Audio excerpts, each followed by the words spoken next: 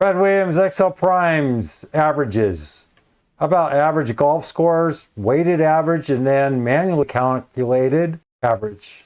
Here is golf scores.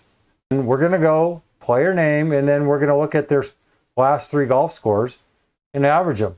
We have a simple average, a weighted average, and then we do this manually.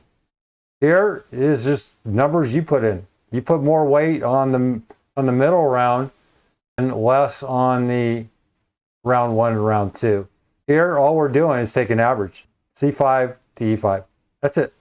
Weighted, we're going to take some product and we're going to go golf scores, J5, L5, J5, L5.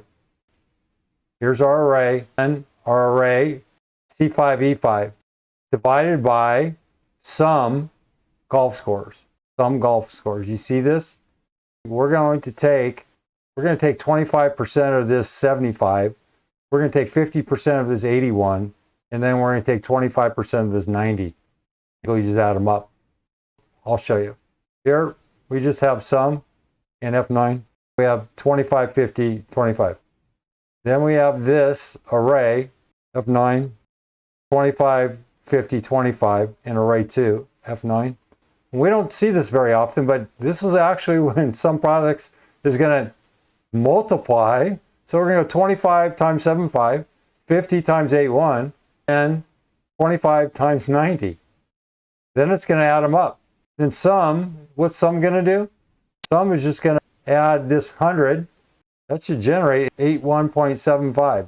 Sum here, F9, is 1. Well, we're just dividing the sum here, divided by 1. Here, manually, we're going C5.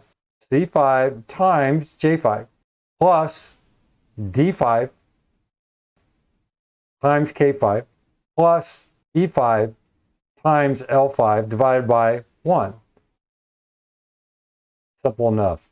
Over here, read it if you need it.